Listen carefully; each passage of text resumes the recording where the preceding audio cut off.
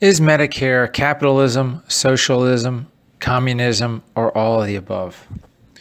Well, my quick answer is it's all of the above, and here's why. Most people want a definitive answer when it comes to things such as is something left wing, right wing, capitalism, socialism, communism, and so forth. They want 100% on one side. Problem is, most answers are not one-sided. There's a gray area. But this is why we have Fox News and CNN, where one's on the right and the other's on the left. And you have a bunch of journalists or commentators that say, oh, I'm in the middle, which isn't true. They're either far on the left or far on the right. They very seldom veer away from those political points. The reason why I say that is Medicare is somewhat political. It's always in the news. We have Medicare for All now being pitched by people like Bernie Sanders and Ocasio-Cortez. And then we have other people that want, on the right, that want a new system for Medicare and so forth. So to me, Medicare is a program that mixes capitalism, socialism, and communism all together. And so far, it seems to work. Now, is it perfect? No. Everything's far from perfect. But let's talk about how it's capitalism. The companies like myself, Medicapitalist.com, we are a capitalistic company. We basically, we're a for-profit business that thrives on honesty, hard work, more time, better product, and better service equals more money. That's true capitalism. Without us, everything would be nonprofit. You'd be waiting in line. It would take twice or maybe 8 times as long to get something done. When something's for profit or it's for capitalism, giving someone a better product or service at a better price and working harder, you tend to get products and services at a lower rate because you have people competing. Medicare is just like that. Medicare supplements it's very competitive.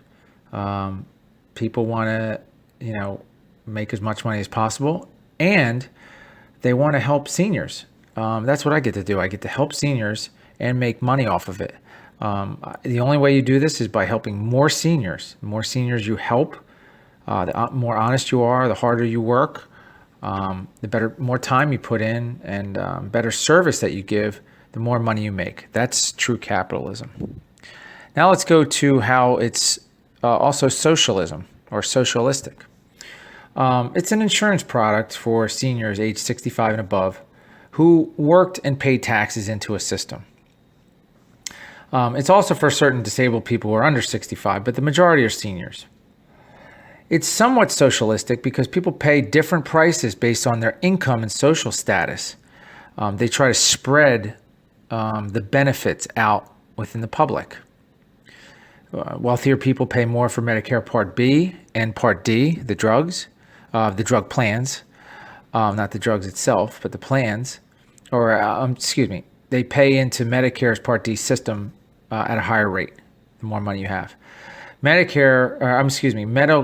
Middle class pays a certain price. It's like an average price, and the lower income people pay less for the actual Medicare Part D or Medicare Part B part.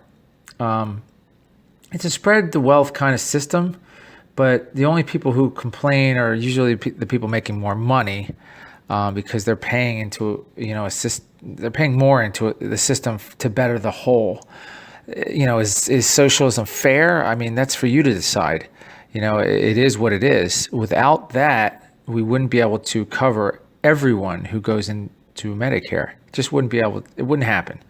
Or we'd have to tax people more on the outside, throwing a tax somewhere. Who knows, more of a cigarette tax or gas tax or something. Now let's get to the communism side of Medicare. Communism to me is when the government tells the people and the businesses how, when, what, and why to run their business. Basically, the government says, oh, you're a dentist? Well, you have to do this, and you have to charge that, and you have to do this. They run your business basically for you. The only thing you do is work the system. That to me is communism. So let's take Medicare supplements. There are 10 Medigap plans from which a person can choose who's going on Medicare.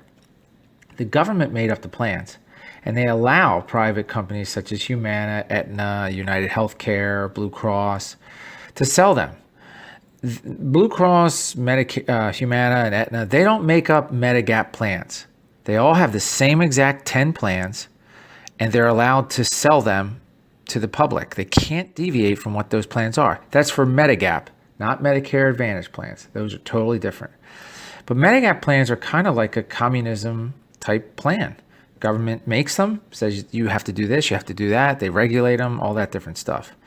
The same thing not the same thing, but Part D prescription plans, the companies made up those plans, but the government approves them, allows them to sell those plans. Without it, they wouldn't be able to sell. Without the government, you can't sell a Part D prescription drug plan. That's basically communism, if you really break it down. Now, people don't like that word, but it is what it is. The Part D, is a little shifty. I mean, a lot of people don't like it. Some people do like it. Obviously, the less drugs you're taking, you'll like it more. You'll be paying less out of pocket. So basically, that's my breakdown of, is Medicare capitalism, socialism, or communism? My opinion is it's all three, bundled it to one. And I like the system.